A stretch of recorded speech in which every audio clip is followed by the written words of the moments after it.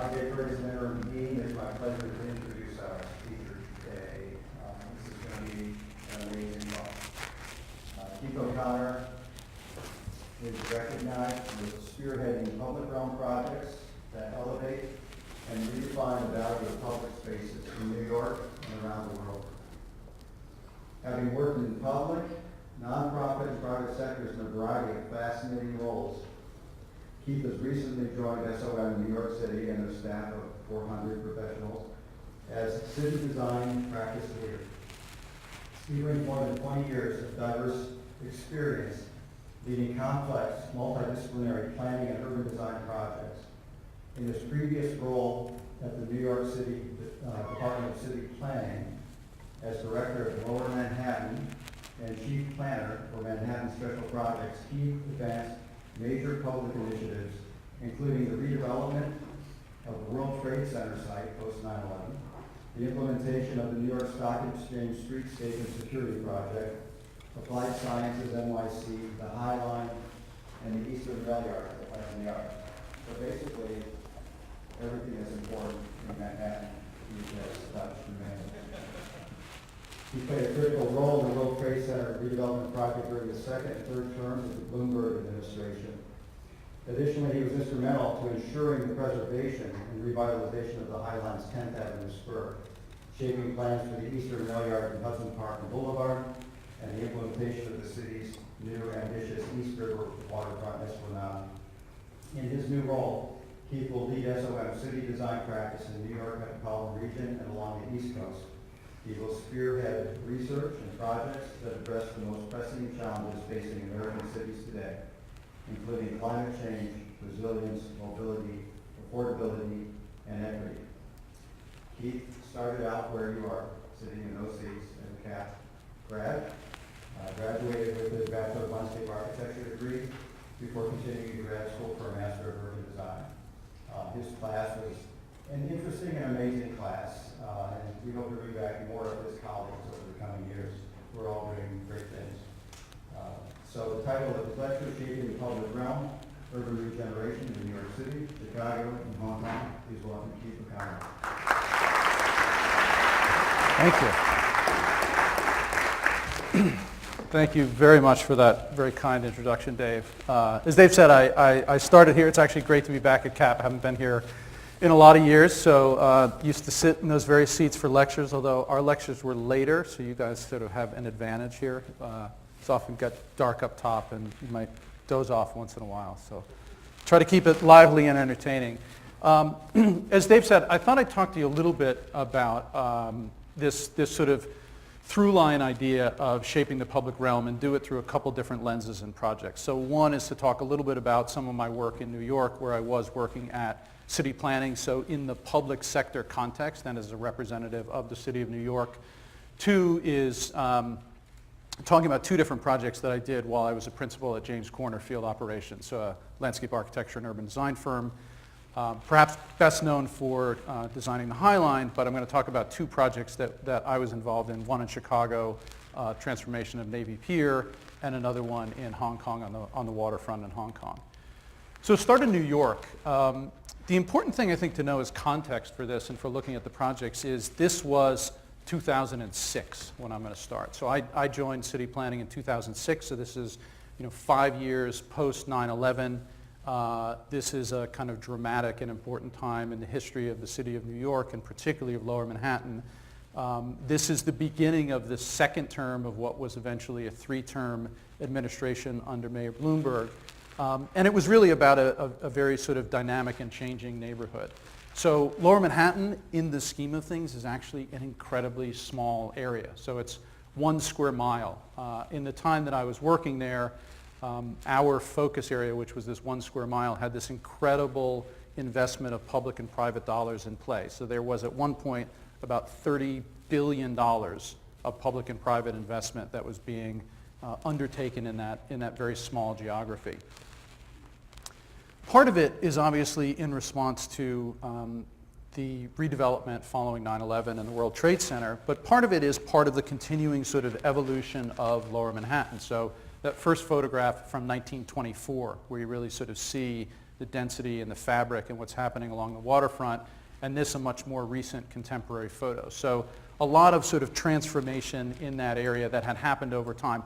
A lot of planning, a lot of design work, a lot of thinking. So there's this kind of great tradition, particularly since the mid-60s, with various ambitious plans for the remaking and for the transformation and for the update of Lower Manhattan. The most recent one that was really operative in the time that I was there was this vision. So the mayor had released the vision in 2002. So very soon after, basically just a little bit over a year after the events of 9/11, was this comprehensive vision for the revitalization of Lower Manhattan. And that was not just about rebuilding and redeveloping the World Trade Center. It was a much broader vision for the district. So these four main principles sort of drove the work. One was about strengthening transportation. One piece of it was about commercial development. So there was a massive loss, obviously, of commercial office space on 9/11, in addition to the loss of life and all of the tragedies that happened as part of that. Part of it was about new neighborhoods, so part of it was about the transformation of what's happening in Lower Manhattan and an increasing residential population. And part of it was about urban design. And the urban design piece, I think, was a really important and interesting piece where there was a leadership statement from the top that the mayor and the deputy mayor and the senior administration officials firmly believed that good design is good economic development. So holding design to a very high level of quality and a high level of caliber of execution and work. This is a map that we had put together, which is really, it's actually sort of a partial map, but it's listing a series of projects that were underway as part of this revitalization. So there was federal money coming from Department of Housing and Urban Development. So these were community development block grants, about $2 billion in total. And there were allocations to various projects. So the World Trade Center had a major component of it, but there was a variety of other projects, some of which I'll highlight here, that got significant federal investment. So it wasn't just about rebuilding the 16-acre site of the World Trade Center. It was about a broader revitalization of Lower Manhattan. I'll start with World Trade Center. So as you probably know, 16 acres was essentially the footprint of the World Trade Center. As you probably know, before what was built in the 70s had been destroyed, it was a superblock, totally discontiguous from the rest of Lower Manhattan. And one of the important principles, there were sort of 2 or 3 fundamental drivers to the redevelopment. One was to reintegrate World Trade Center into Lower Manhattan. So what you see here is the stitching together, this block structure, streets and sidewalks, reintroducing Fulton Street, which is this one, first paved river-to-river street in Lower Manhattan, and Greenwich Street, bringing those 2 streets actually back through the site in a way that they hadn't existed in decades.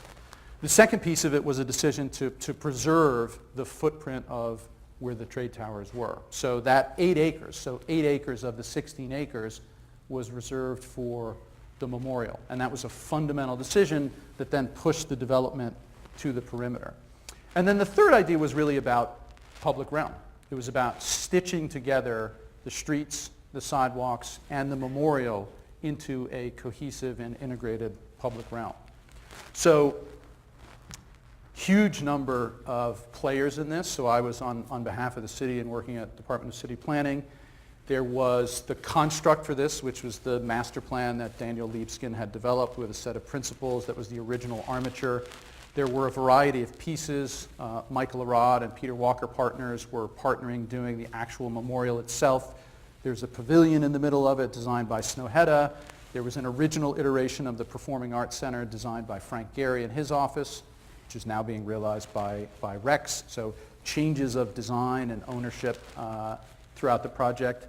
The streets and sidewalks was an EDA AECOM collaboration looking at that public realm. And then there was a retail component, different architects for the different buildings. So one of the things we were doing as part of the public realm was trying to shape parameters for the redevelopment as well. So there was a whole set of detailed commercial design guidelines that were setting parameters for the way that the buildings would work as an overall composition. So we were interested not only in how do you codify and how do you adhere from a regulatory perspective exert influence on these buildings, on the skyline, on the composition of these as a cohesive whole, but also to the elements. So thinking about the integration of the World Trade Center transportation hub. So this is Calatrava design, sort of known as the Oculus, but thinking about it not just as a piece of architecture and as a piece of sculpture and as this sort of wonderful addition to the civic armature that is New York, but also thinking about it as a transportation hub and how that fits in and links to the city. And then taking it all the way down to a very high level of detail. So the city was actually involved. We were sort of engaged in the discourse about the streets and sidewalks, right? Literally down to paving details, type of stone, jointing, patterns, finishes, all of that, again, driven by this idea, this principle of reintegrating World Trade Center into Lower Manhattan. And so making decisions on that based not just on a design aspiration, but on a set of principles. What are we trying to achieve? What are we trying to actually do here? The memorial itself, again, Michael Arad and Peter Walker Partners were collaborating on the design of the memorial and the plaza, and a big piece of our work was not just looking at and thinking through the details of the memorial. So everything about the texture and the quality of the paving to the dimension and the scale of the benches, right? Where this is a seating element, and because it's a memorial, we purposefully have the elevation of those stones a little bit lower than is comfortable for a normal seating dimension, so that you're not lingering as you would in a public park. There's a place to sit and a place for respite, but it's really more of a pause because it's about being respectful to the memorial. Or pragmatic things like lighting of the plaza and the integration of security infrastructure and cameras, and trying to do that in the least obtrusive way. And so really participating in I think, a very kind of nuanced and sophisticated dialogue about those elements to make sure that the original vision, the idea that Michael and Peter and the firms had about the expression of the memorial, and simple things that in the design were clear and evident about the expression, but in reality were incredibly difficult. So the difficulties of taking what would otherwise be the state DOT jurisdiction or the city DOT jurisdiction, and left to their own devices, that memorial would be surrounded by a standard New York City sidewalk, 5x5 concrete cast sidewalk. And being able to try to take the designer's vision and work through our own regulatory processes to simply allow this very basic, simple principle of curb-to-curb expression of the memorial. The work that we did to try and make sure that those trees there were actually viable, that they weren't made unviable by utility conflicts, by subgrade infrastructure, to actually allow there to be enough soil volume to plant those trees to have that expression of a memorial grove. So those were some of the kinds of things that we were looking at, that we were working on, that we were trying to advance. Another project that we worked on, again on the east side, so I mentioned Fulton Street, river to river, Hudson River to East River, was this incredible complex, this intersection of Fulton and Nassau Street. So this incredible concentration of historic resources, all of these old commercial and mercantile buildings that really had an incredible architectural character. All kinds of different periods and styles and quality in this historic district sitting at this intersection. And one of the things that had happened is over time, particularly at street level retail, there'd been a lot of interventions that really did not contribute to or support the architectural character and quality of the streetscape. So as part of the redevelopment, we actually invented a program that people could participate in and get funding to support updates and renovations. So we had a set of design guidelines focusing on retail and store frontage. We actually set up a set of principles to understand how we could upgrade and reinforce and enhance and emphasize the architectural quality, and people would actually participate in those programs and get public funding to help support those renovations and updates. So part of the program was about buildings and architecture and storefront. Part of it was about streetscape, rebuilding sidewalks and public roads and upgrading utilities. And part of it was about open space. So it was the combination of these three things that was about servicing the Lower Manhattan population, both the commercial worker sector, so about 380,000 public employees working in Lower Manhattan, and servicing an increasing and growing residential population. So a series of new open spaces. This was one that David Rockwell designed. Actually did it as a civic gesture of goodwill. Donated all the design services and created from a existing parking lot this great new imagination playground. So it was all about a new idea of play and interaction and taking something in a historic district and providing this new amenity to a growing residential population. These were a couple of the other open spaces, again, sort of in a string along Fulton Street. New open spaces, pretty simple, trees, benches, paving, but something that was high quality, something that was green, something that didn't previously exist in that neighborhood. New York Stock Exchange. So a major piece, and you probably remember this, after 9/11, Stock Exchange was actually closed for about 4 or 5 days.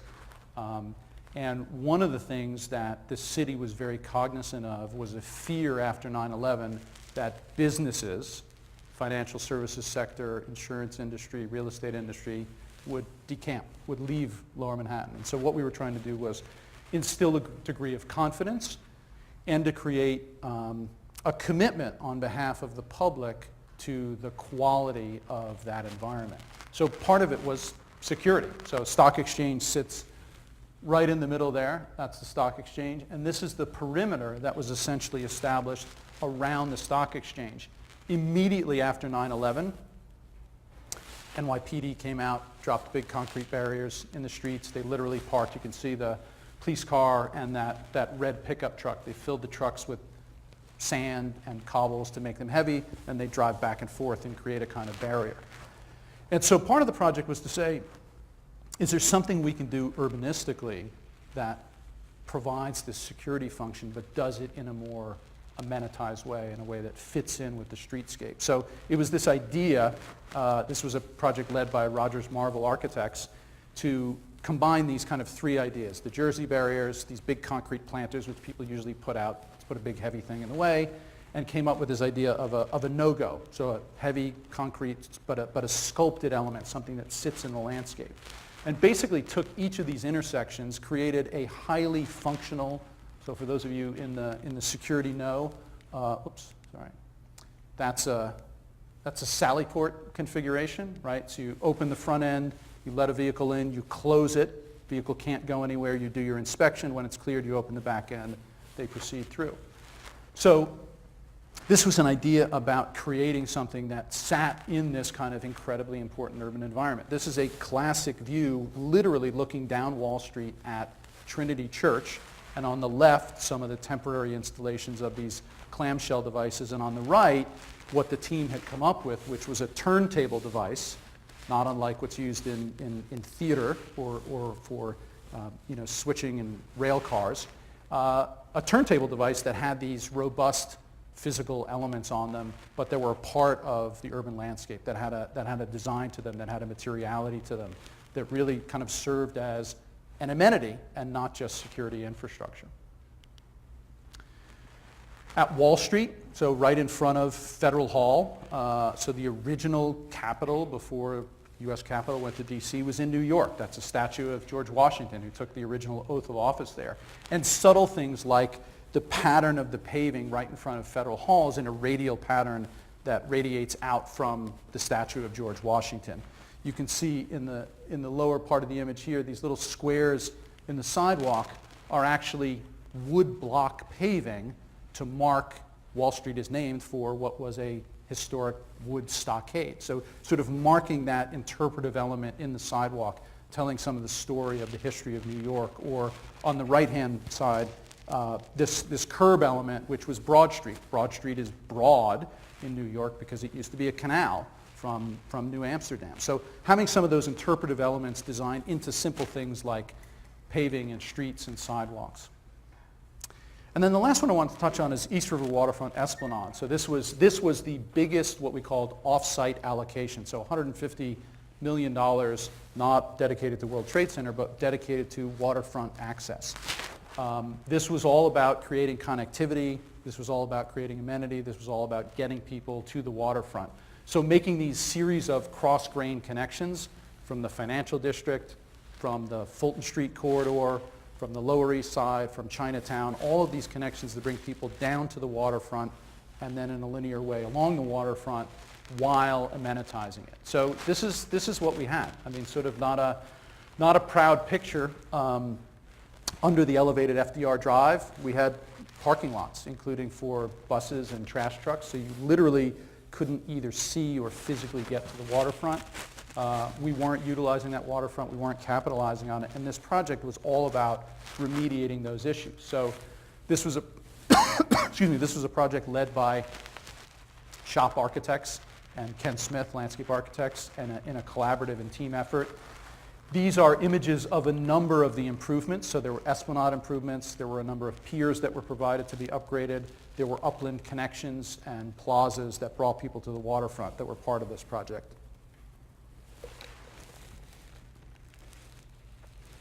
And this is an image, I think this actually is opening day of the creation of this new landscape.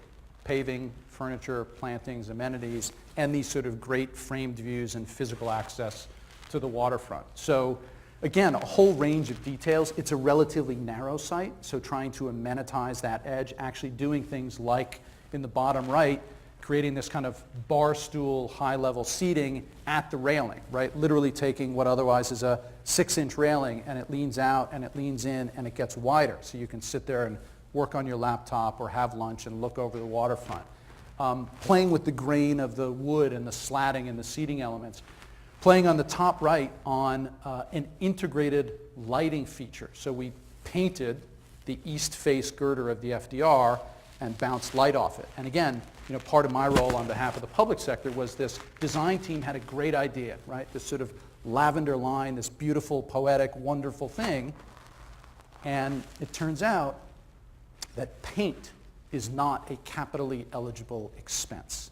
So we as the city, we're going to say to the design team, the thing you've designed, which is beautiful and elegant and poetic, and actually the least expensive thing, we can't actually pay for, so we need a more expensive system so that we can adhere to our procurement and funding things. And so that was part of my role, I think, as a public sector, was working with the design team, not just to push and advance and elevate the design, but to defend it and to hold on to it and make it pragmatic, to actually be able to realize these great things that they had come up with.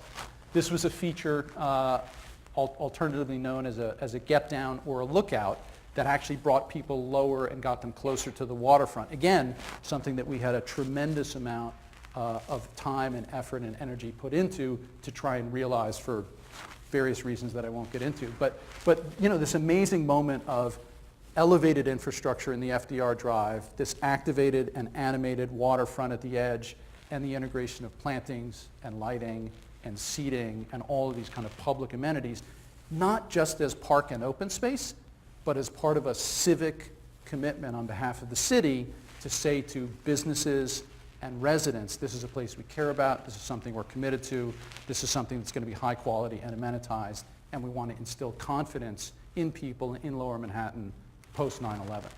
So a range of projects, others which I won't get into tonight, but I think this sort of idea about the role of the public sector in shaping the public realm, not just for the purposes of great public space, but for this broader aspiration that had everything to do with instilling confidence, economic development, and really sort of recovery from the traumatic events of 9/11.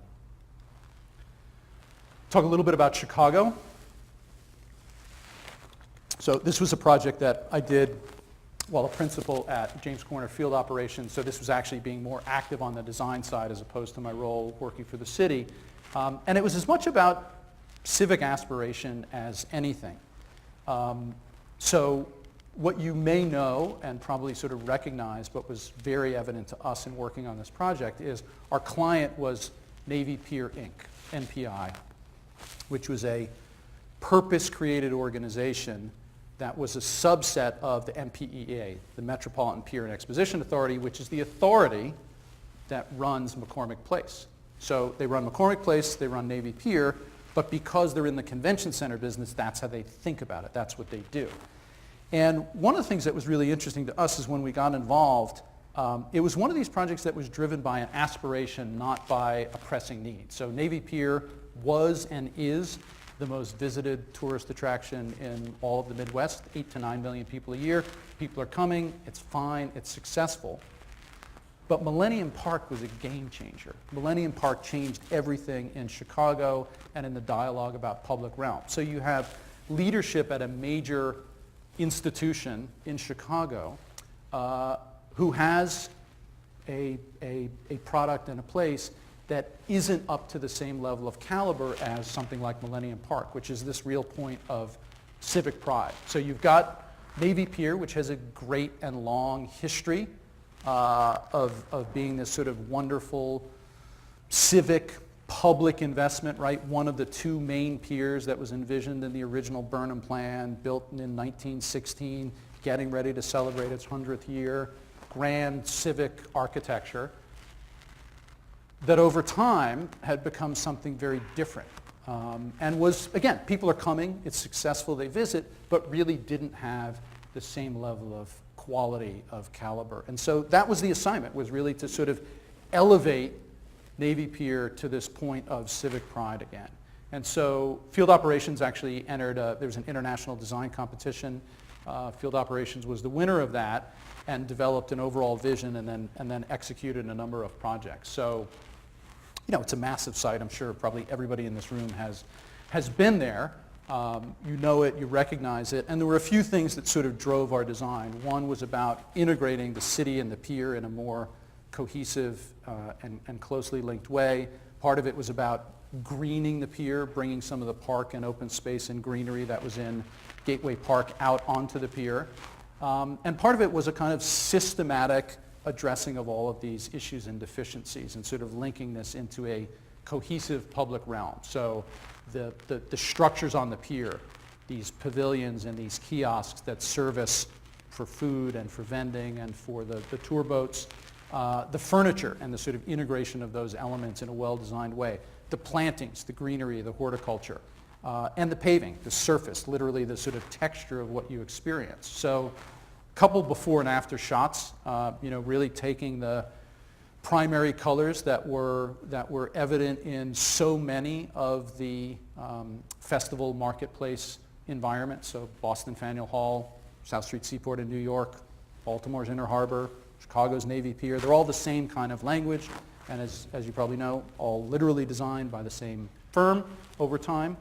And really kind of changing that and bringing that up to a more contemporary standard. So bringing greenery out onto the pier, changing and upgrading the architecture. This whole notion about pulling the language and the axes from the city out onto the pier and reinforcing that. We did a lot of work to bring greenery and to bring plantings out onto the pier, including literally cutting giant holes in this 100-year-old pier so that we could get in robust soil volume, so that we could have that serve as part of the stormwater management system, that we could make sure that these trees that we're bringing out onto the pier are going to be robust and vital into the future. We worked as part of a big team. Field Operations was actually the lead on this, but we had a huge team of consultants from lighting to signage to civil engineering to horticulture to architecture. So, and architects out of Brooklyn, New York worked with us on this feature called the Wave Wall, which was all about mitigating the grade change between South Dock and Pier Park in this great sort of undulating, wonderful sort of feature that blended inside and out and that transitioned these upper and lower levels of the pier. So a few views of the wave wall, both as a sculptural and articulate element, as a place for public gathering. So this is where everybody kind of sits and watches the fireworks.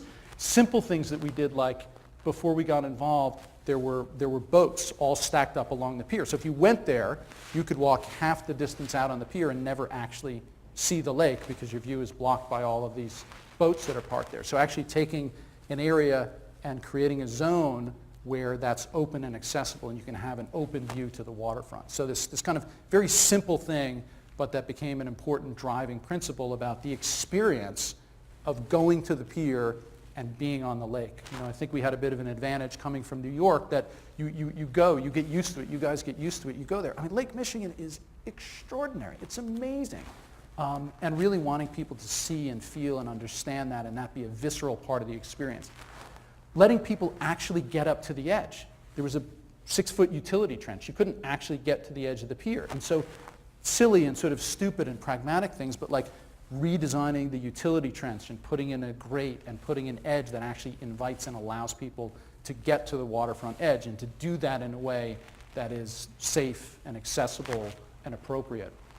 This play, and architects had this great idea about sort of folding the roof of these lake pavilions, as they called them. So this is aggregating ticketing and food service, having it under a canopy, which provides some shade, which is important in the heat of summer, reflecting the water and the color and the movement and the animation. All of these kind of simple things, but I think executed at a very high level of resolution.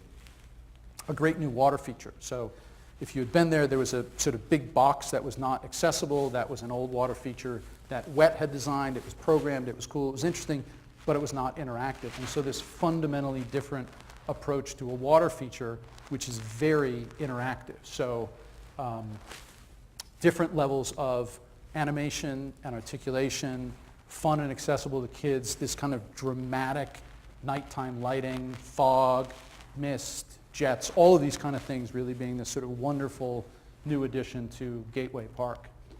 And the articulation of classic sort of features of landscape design and the obsession about the detailing, whether it's a step or an ADA access ramp or a bench or a planter or the paving. Really just sort of paying a lot of attention to the detail and the materiality and the resolution of those things. Again, this is that edge that I talked about, this utility, whoops, keep pressing on the button, sorry. This utility grade edge and dealing with that and designing that as an important part of the overall landscape design, something that's very pragmatic, something that's very practical, but really treating it with a degree of care and attention. Lighting and nighttime and the sort of drama of that. So we worked with a great team, L'Observatoire, who's done sort of wonderful lighting and the character and quality of that nighttime environment and really being very conscious of that and the way that it plays out. So again, sort of an interesting one for me to think about an institution, a nonprofit institution who is motivated by elevating their asset to a level of civic pride, of integrating that public realm, of capitalizing and taking advantage of some of the great cultural anchors that are at Navy Pier, the Children's Museum and the Shakespeare Theater and some of those places and sort of how they interact with that sort of great civic armature. Hong Kong. This is interesting for me. It's a private initiative. It's a private company that wanted to redevelop a major waterfront project. And this was, again, a project with field operations. It was a small competition that or small as in not many people, competition that we won. 12 acres, public realm, right on the waterfront in Kowloon. So if you've been, this is the picture postcard view of the skyline of the island of Hong Kong. Our site is the place from which all of these photographs are taken. So this is the southern edge of the Kowloon Peninsula, the TST, the Chim Chow Choi waterfront, that all of this sort of remarkable phenomena of the Hong Kong skyline, the nightly laser light show, if you've seen it and been there, that's put on. This is the site from which all of that happens. So the Star Ferry Terminal on the west side, the Avenue of Stars, which is Hong Kong's sort of equivalent of the Hollywood Walk of Fame, the Art Museum, the Cultural Center, and our client's piece, which was this New World development site. And so they were interested in a major new mixed-use development, but they were also interested in a public realm, an upgraded and enhanced public realm, which is, I had not worked there before. It was new to me, but that's a sort of radical concept in Hong Kong to sort of focus on high-quality public realm. So we had the opportunity to analyze and to evaluate and make a set of recommendations on redoing this Avenue of Stars and Salisbury Garden, which is this piece over here. Not unlike Navy Pier, it's popular. People come there. You can see the view. You could do almost anything, including literally put up barricades to try and keep people away, and they'd still come. Doesn't mean it's a great place. Doesn't mean it's high quality. So it's hot. It's crowded. There's virtually no amenities. You can't actually get to the edge. So the Queen Victoria Harbor is one of the world's great harbors, and there's just a fantastic array of cruise boats and working waterfront, and it's difficult to actually get to the waterfront. Not to mention, when we started, it was in pretty deplorable condition, so it needed to be rebuilt. So part of this was an evaluation that says, well, what can we actually do and how can we address this? So it's a relatively limited footprint that we were given. It's existing overwater coverage, inaccessible edge. Because people pack 2 and 3 and 4 deep at the edge to look at the skyline and to watch the show, it's actually difficult to see. You get sort of back a few rows. So we had this principle that says, how can we play up that? Can we get people actually closer to the edge? Can we enhance the views? Can we create subtle changes in level? Can we give different perspectives to look at and to view the harbor and the skyline? And part of this became a very important analytical undertaking. There's people who, regardless of its condition, didn't like change, didn't want to change. It's something that's been there forever. And so this kind of analysis of talking about what the changes that we're proposing would actually do and how it would actually enhance transparency and why they should consider making those modifications. We originally wanted to expand the footprint. We wanted to build out. We wanted to increase the space available for public realm. And eventually we weren't allowed to do so from a regulatory perspective. No new overwater coverage. But trying to hold on to that concept and that edge and doing dozens of iterations to try and figure out, can we eke out a few more feet? Can we build a little bit more capacity? And can we do that in a sympathetic and designed way? So on the one hand, these highly refined details about the angle and the view of transparency, the dimension of access at the edge, and on the other hand, this big move and this sort of diagram of what does this mean for this 1.5 kilometer waterfront and how is that playing out as a broader system. And so this is the vision that we eventually came up with a new revitalized Avenue of Stars, the mixed-use development, the New World Center, which actually is in the process of opening right now. This is one of the viewpoints. So this kind of sculpted edge, these amenities, shade structures, seating, plantings, greenery, this sort of sculpted edge and experience, this terrace level where we have benches and seating at different height to get at that kind of baseline diagram of improving and enhancing the experience of people at the edge. This incredible view, this undulating railing and this sort of scalloped edge playing on the wave action and the movement in the harbor. These overhead trellises, these fantastic things that, again, we as landscape architects designed and modeled in the studio and had a fantastic and amazing team of structural engineers who helped to realize our vision. So, an aspiration that we were actually able to realize in a high degree of specificity. Playing this through, again, in dimension, in strategy, in diagram, and being utterly obsessed about trying to realize that big aspiration and that vision. So building these things in 3D model and making the arguments with the client, public and private. Thinking about the lighting and integrating lighting into these elements, that a lot of this is about how you view that edge from the waterfront and from across the harbor, and really wanted to play up that dramatic nighttime view. And then literally, physical models, half-scale models, full-size mock-ups, paying a lot of attention to the materiality, the texture, the color, the tone, the finish, and on the bottom, one of the construction installation photos, so that's actually in the process of being realized. At Salisbury Garden was all about bringing people to the waterfront, sort of an open, generous public space, which is something they really don't have in Hong Kong.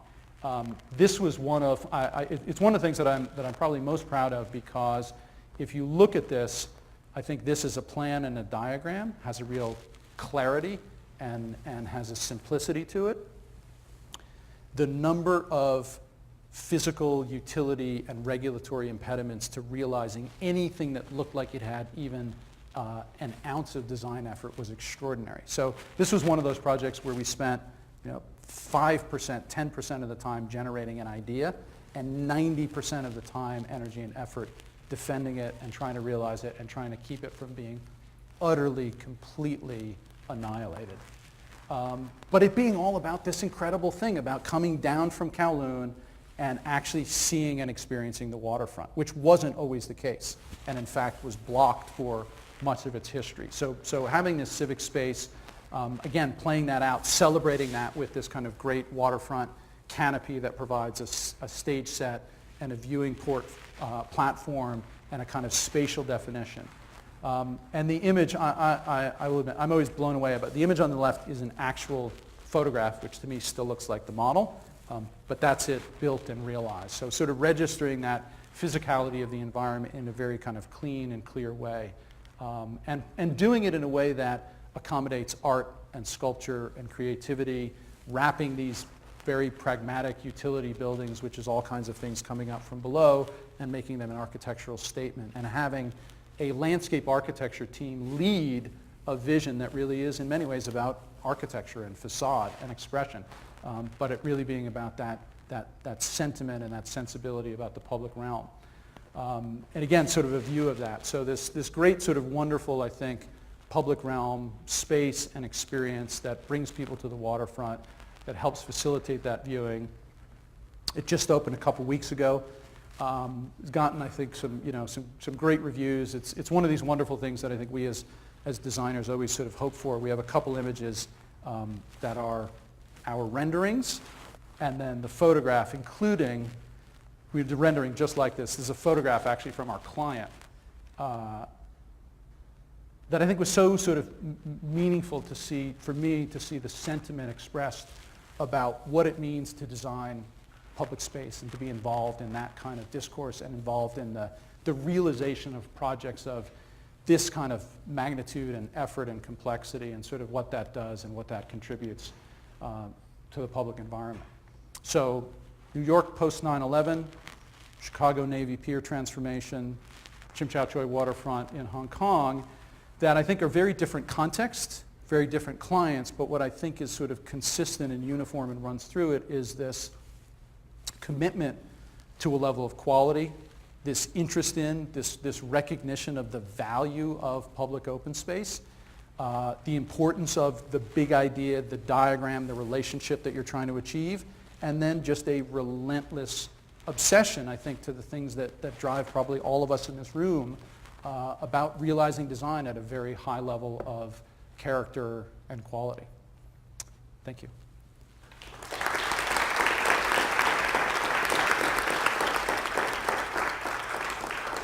So we have a few minutes. If there are questions, I'd be happy to try to answer them or to talk about more if anybody has questions.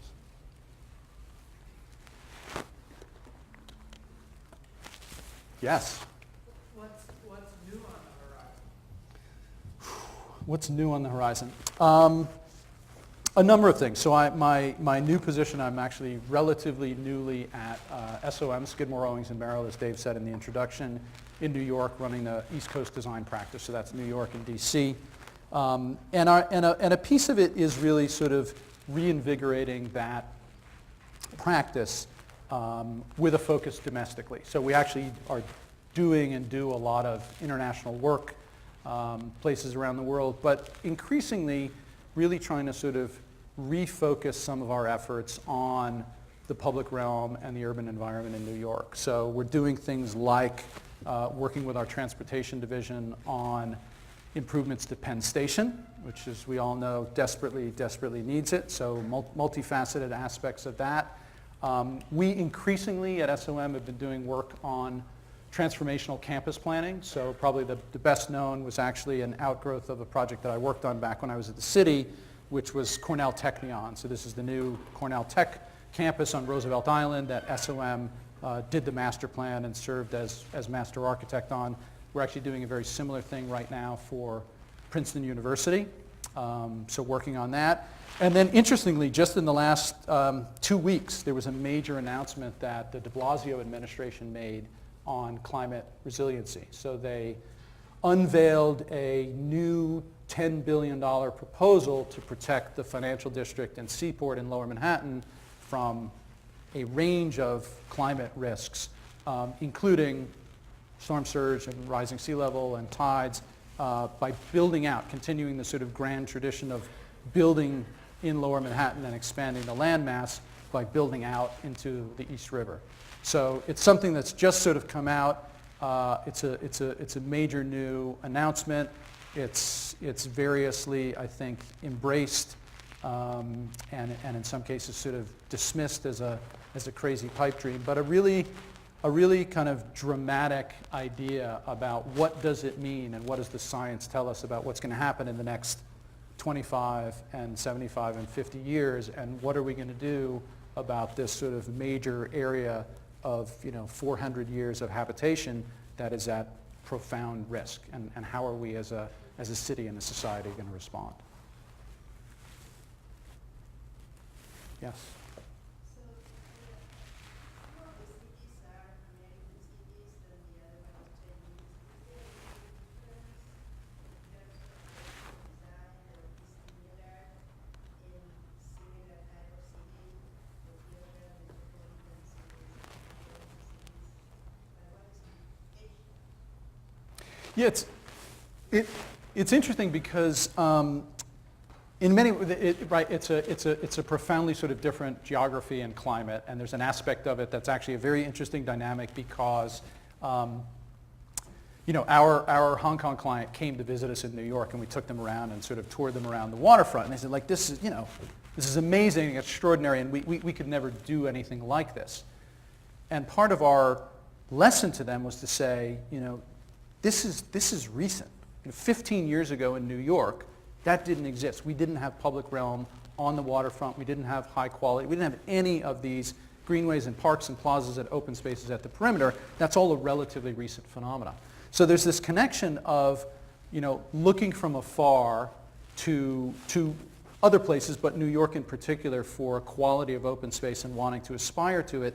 And then it's so much about the translation of appropriateness, right? So there's actually a great desire to have, everybody wants a Bryant Park, a big open lawn, and you can see we have one in Salisbury Garden, but in Hong Kong and in the climate, that's not a particularly good idea.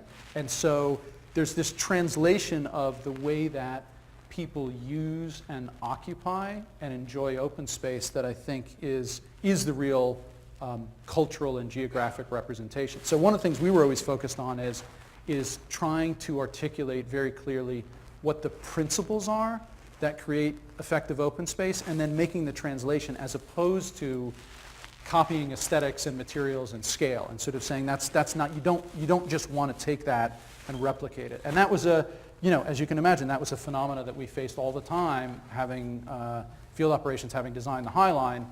I don't know, 7 of 10, 8 of 10 clients come to field operations and say, I want a High Line. Can we have this thing, we want to sort of create a new one. And part of that dialogue always being to say, from our perspective, what's important about it is taking your unique asset. In New York's case, it happened to be an elevated rail line. In other cities, it's a different thing. Treating it with respect and admiration and having something be place specific, as opposed to those peel-up benches are really cool, we love those planks, let's get some of those. And so I think it becomes this very interesting dialogue about trying to ground public open space in the traditions and the geography and the aesthetics and the use patterns of that particular place and culture. And for me, that opportunity to sort of be working in New York and Chicago and Hong Kong at the same time was a very sort of enriching opportunity to sort of play that out in these very different contexts at the same time. Yes? What role participatory design has in these big, large-scale, big idea projects? For instance, when you talked about the Fulton Street area, and you talked about building an opportunity for people to buy in to redesigning their storefronts and so forth, was there any input from, Yeah. The project how did that happen? It's a great question, and Fulton Nassau was a really interesting one because there's a particular dynamic that plays out. So most of those stores are owned and run by people who don't own the buildings.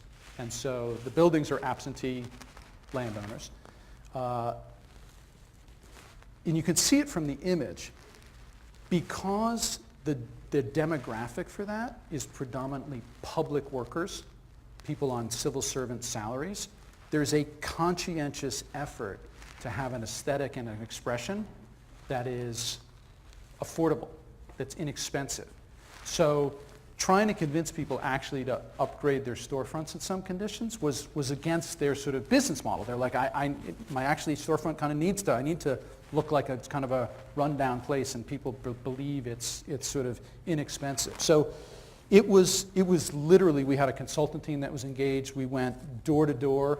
We had a team of people who knew every owner, every worker, their family's backstory, who were literally doing this sort of hand-to-hand retail level of outreach and trying to help facilitate that and trying to say, look, all we're trying to do is help make an investment and an upgrade, not to change who you are or what your business is. So a very conscientious effort to say, we love the shoe repair shop, we love the locksmith, we have no interest in sort of pushing you guys out and getting more upscale or different businesses. It's all about trying to create a little bit more clarity and legibility and accessibility.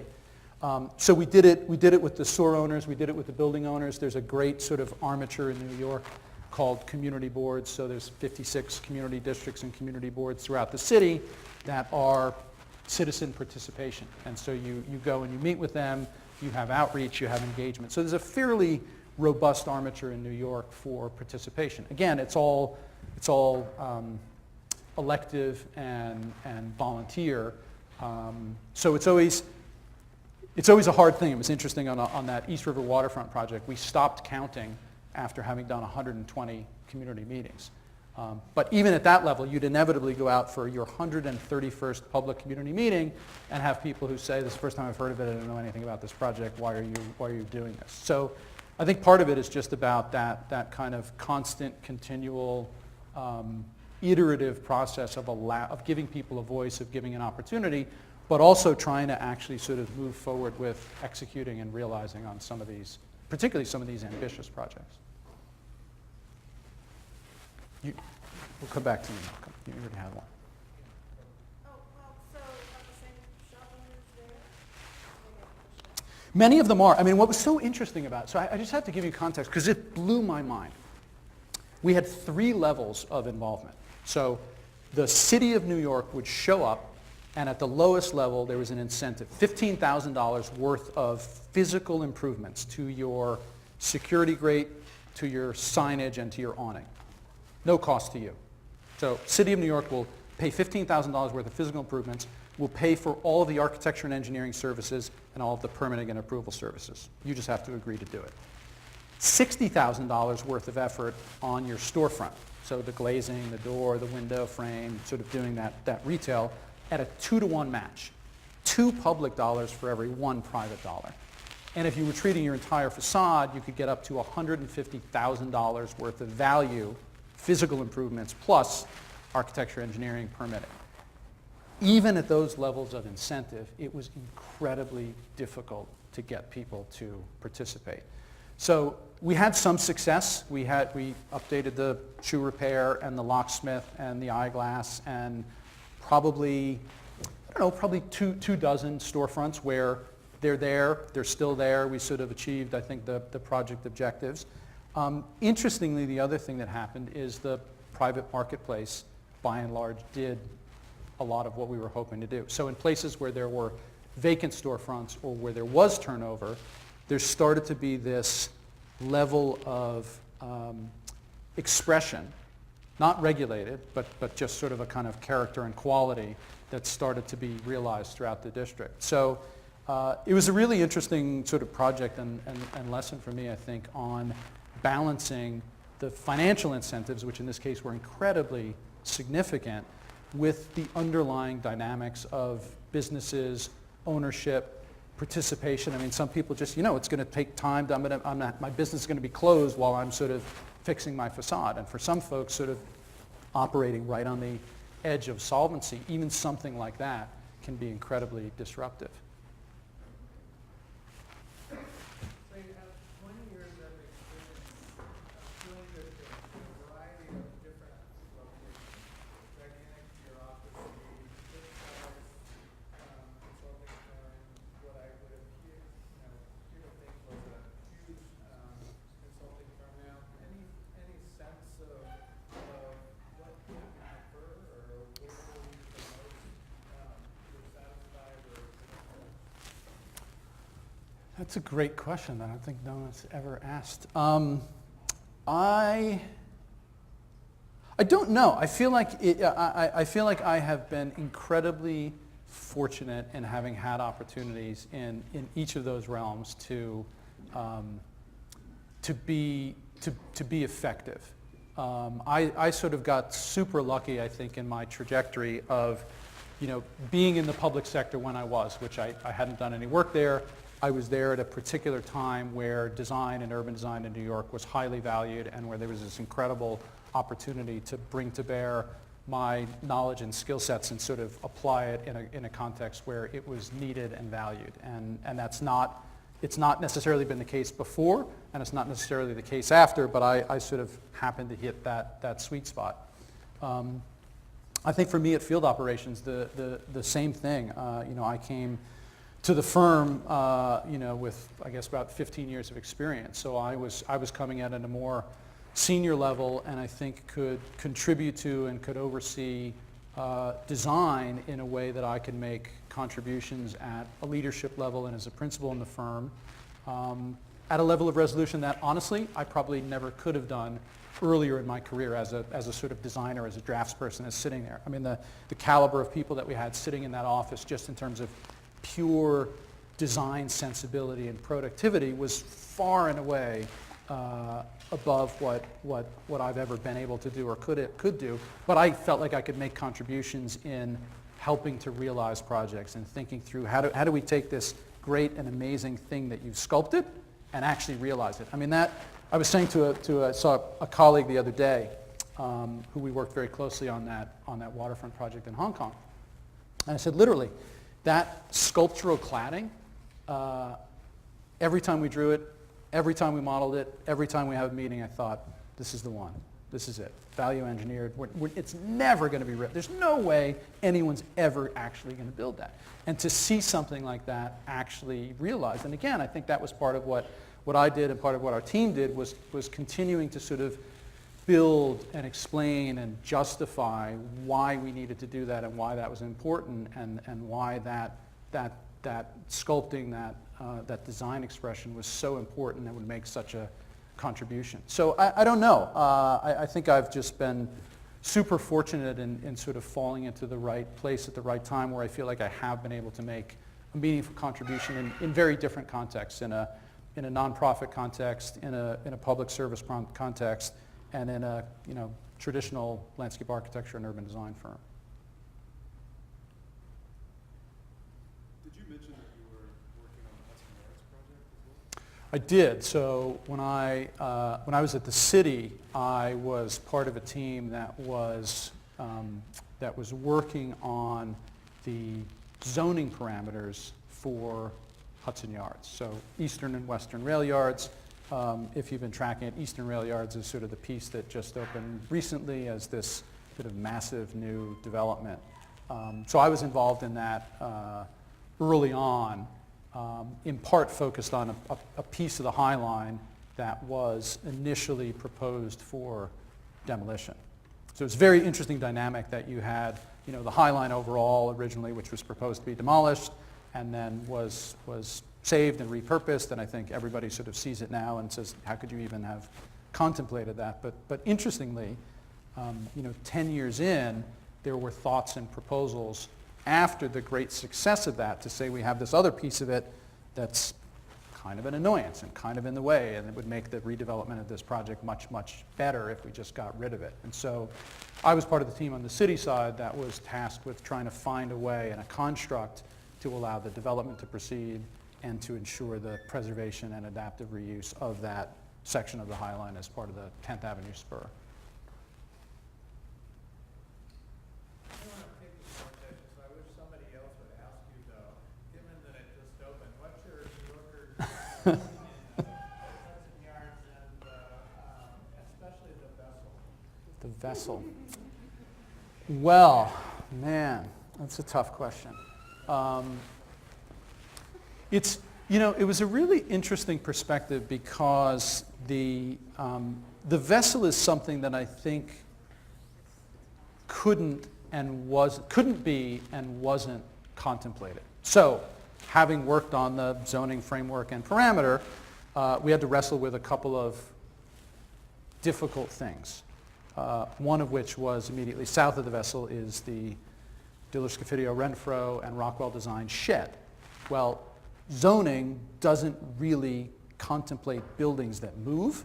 I mean, that's kind of not a concept, so figuring out how to deal with that.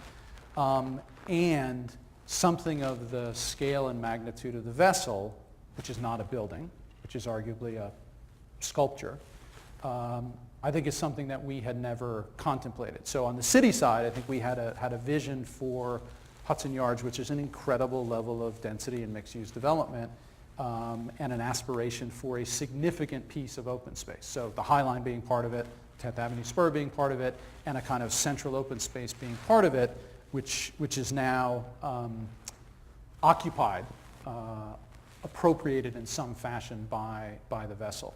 So I don't know. I mean, I think Thomas Heatherwick is sort of an amazing and extraordinary designer and does sort of wonderful sculptural work. The piece as a piece of art and urban phenomena, I think, is quite extraordinary and sort of poetic.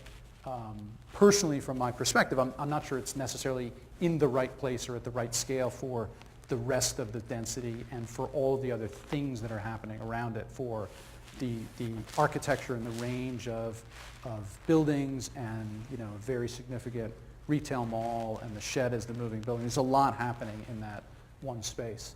The one thing that I would say, and it's true on that whole western segment, is there's this extraordinary parameter, which again, New York City as a public policy sort of put in place, which has said we want to reclaim, we want to create development platform over rail yards. And we, the public sector, we're not paying for any of it, right? So we asked private developers, in some cases, to spend $1 billion, $1.5 billion, $2 billion to get ground on which they could then start to build. So to incentivize that, to have someone take that kind of risk, to literally spend $1.5 billion before you can start spending another $1.5 billion to build your building, to eventually lease it up and make some financial return, is a tall order and a real challenge, I think, to sort of get the right balance. All right. Well, listen, if other people want to chat, I'll hang out. We can talk. But otherwise, thank you guys all. Great to be here.